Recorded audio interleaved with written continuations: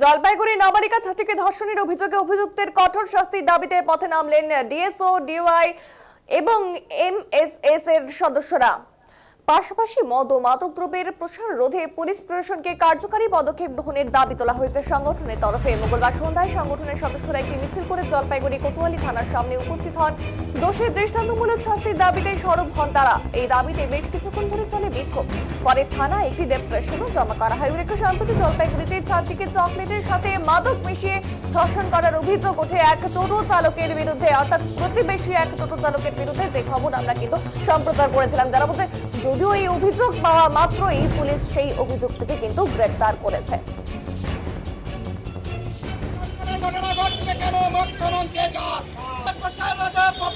প্রশাসনকে উপযুক্ত ভূমিকা নিতে হবে।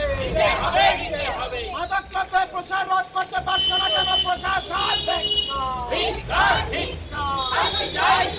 এই দাবিতে লড়াই চলছে,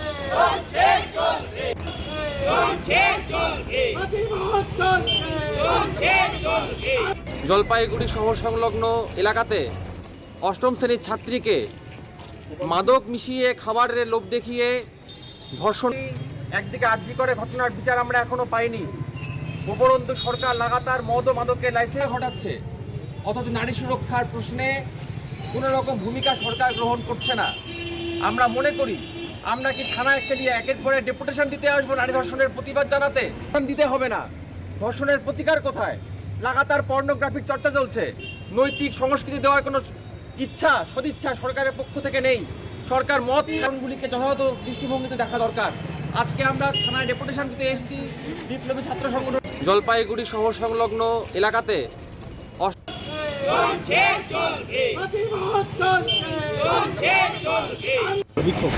আমরা অল ইন্ডিয়া মহিলা সাংস্কৃতিক সংগঠন, অল ইন্ডিয়া ডিএসও এবং অল ইন্ডিয়া ডিওয়াইয়ের পক্ষ থেকে থানায় আমরা ডেপুটেশন দিচ্ছি।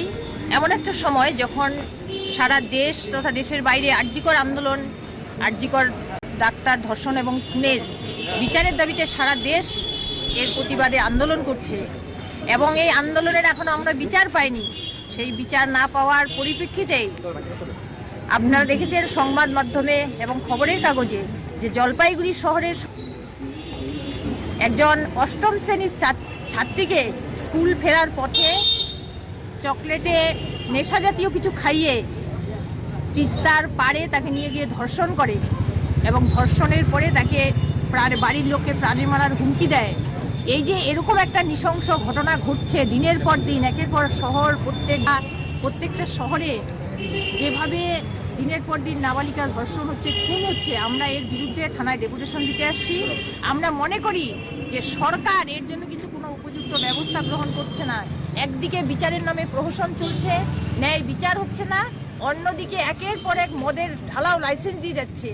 বর্তমান রাজ্য সরকার দুয়ারে মদ প্রকল্প চালু করছে। আমরা এর তীব্র বিরোধিতা করছি যে মদই এবং মাদকদ্রব্য যেভাবে প্রসার বাড়াচ্ছে, নারী ধর্ষণ খুনের জন্য কিন্তু একমাত্র সরকারই দায়ী। আমরা অল ইন্ডিয়া মহিলা সাংস্কৃতিক